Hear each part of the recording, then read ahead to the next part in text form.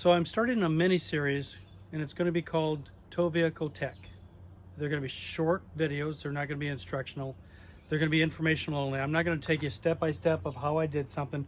I'm going to show you the results of what I did and why I did it and how it might possibly help you. So my vehicle is an F-250. Love it.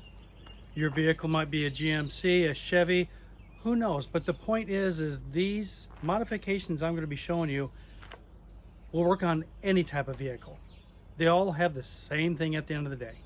So that's the intent of this short series. I've got about 6 of them now that I'm going to do. If you guys think of anything, please give me an idea, because I love to do this kind of stuff. So the first video that we're going to do is we're going to start at the tail end of the truck, and we're going to talk about your ball. Don't go there. Okay, so here's your typical ball. Mine is 2 3/8. They come 2 inches. They come various sizes, but more than likely you're going to have a 2 or a 2 3/8 ball.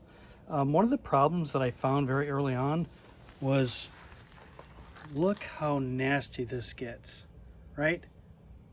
So you're supposed to lube your ball. Haha, no jokes, people. Keep it clean. You're supposed to lube your ball. I can't help laughing. But you see what happens. Look at all of the stuff on there. So the problem with that is it becomes like a grit. And if you don't clean your ball regularly, I'm sorry, you're going to have problems. You got to clean your balls. So I'm going to show you how to clean it and how to maintain it.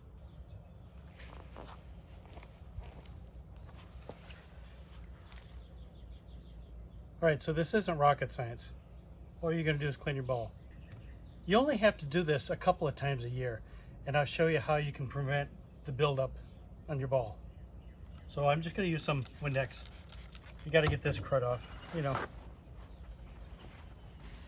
Oh, and it's really nasty. Wow. But look how shiny it's already getting. We're going to clean it up as good as we can. Really, all we're trying to do is get the grit off from the road, because we're going to go ahead and lube this ball up here in just a minute. All right, so that's good enough. See, pretty simple. Now,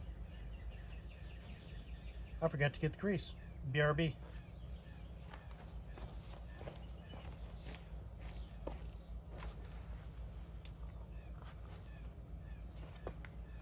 All right, so I've got this waterproof hitch ball lubricant. Got this on Amazon. Awesome stuff. It's a really thick lubricant, but you got to put it on liberally. Almost done.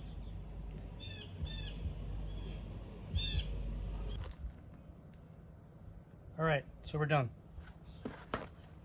So I know I told you I wasn't going to show instructional videos, but this is really important and it's so quick, and I just had to show you. Now, to prevent this from happening again,